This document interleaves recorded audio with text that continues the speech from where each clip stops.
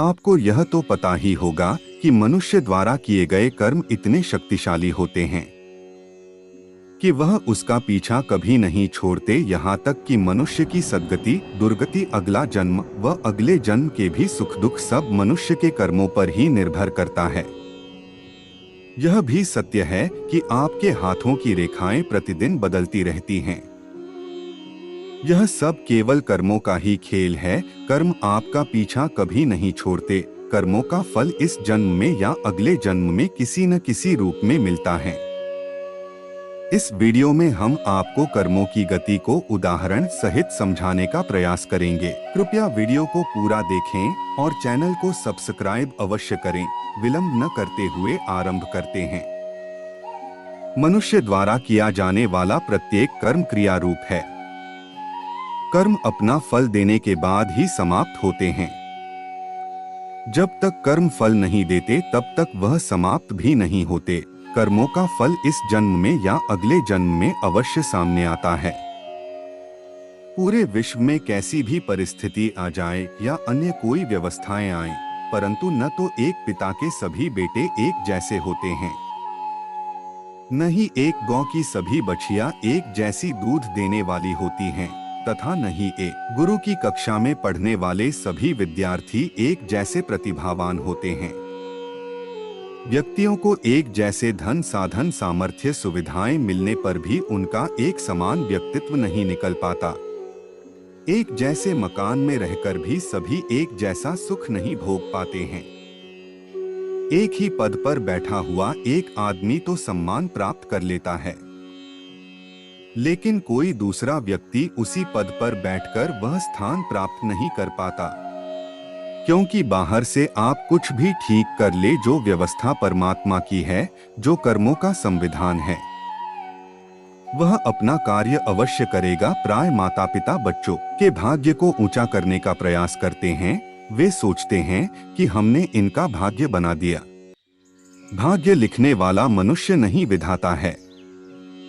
जो वह लिखते हैं वह जीवन में जरूर सामने आता है। मनुष्य किसी का भाग्य निर्माण नहीं कर सकता।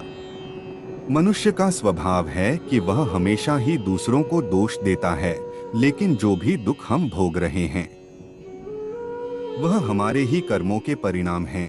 कुछ कर्म ऐसे भी होते हैं जो आपके खाते में जुड़ जाते हैं। कर्मों में जो अच्छे हैं वह अच्छा फल देंगे और जो बुरे हैं वह बुरा फल देंगे। इसे हम कथा द्वारा और भी सरलता से समझने का प्रयास करेंगे। एक बार एक गांव में भगवान शिव का अति प्राचीन मंदिर था। वहां रोज एक पंडित और एक चोर आता था। पंडित अत्यंत भक्ति भाव से शिवलिंग पर फल और दूध चढ़ाकर पूजा करता था। वो वहीं बैठकर शिव स्तोत्र का पाठ करता और कई घंटे श्रद्धा से शिव का ध्यान करता। दूसरी ओर उसी शिव मंदिर में चोर भी प्रतिदिन आता था। वह आते ही शिवलिंग पर डंडे मारना शुरू कर देता और अपने भाग्य को खोजता हुआ भगवान को अपशब्द कहता। अपने भाग्य का सारा दोष वह भगवान शिव पर मढ़ता और उन्हें अन्यायी व पक्षपाती ठहराता। एक दिन पंडित और चोर दोनों साथ साथ ही मंदिर में आए और अपने प्रतिदिन की प्रक्रिया दोहराने लगे। कुछ समय बाद दोनों मंदिर से बाहर आए। तभी चोर को द्वार के बाहर आने पर सोने के सिक्कों से भरी एक थैली मिली।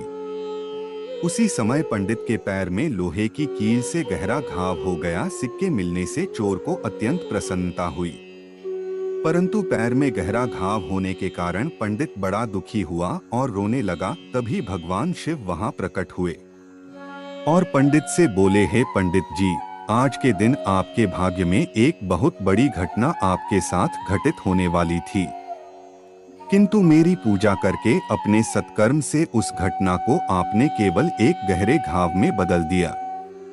और अगर इस चोर के बारे में बात करें तो आज के दिन इसे राजा बनकर राज सिंहासन पर बैठना था, किंतु इसके कर्मों ने इसे केवल स्वर्ण मुद्रा का ही अधिकारी बनाया। यह सब इस चोर के दुष्कर्म और आपके सत्कर्मों से ही संभव हो पाया।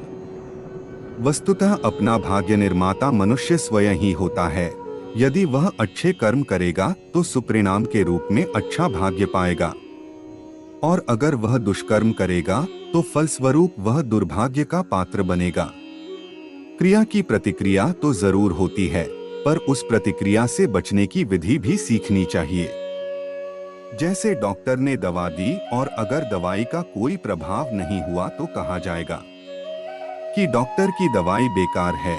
ऐसे ही किसी व्यक्ति ने आपको गाली दी और उससे कोई फर्क नहीं पड़ा, हंसकर आगे चले गए, तो उसकी गली बेकार हो गई। ऐसी शक्ति अपने अंदर अवश्य पैदा करनी चाहिए, जिससे कोई आपको चिढ़ाना चाहे, जोश दिलाकर गिराना चाहे, निंदा करके क्रोध दिलाना चाहे, द्वेष करके मार्ग से भटकाना चाहे, मुकदमेबाजी में डालना चाहे या संसार में फंसाना चाहे, परंतु आप इन सब से पूरी तरह अप्रभावित रहें।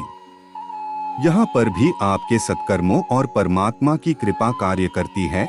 आज की वीडियो में इतना ही। हम आशा करते हैं कि हमारे द्वारा दिए गए ज्ञान से आप प्रभावित अवश्य हुए होंगे और आपके जीवन में कुछ ना कुछ बदलाव अवश्य आया होगा। कृपया वीडियो को लाइक व शेयर अवश्य करें। जय श्री राम, हर हर महादेव, जय श्री महाकाल। मित्रों,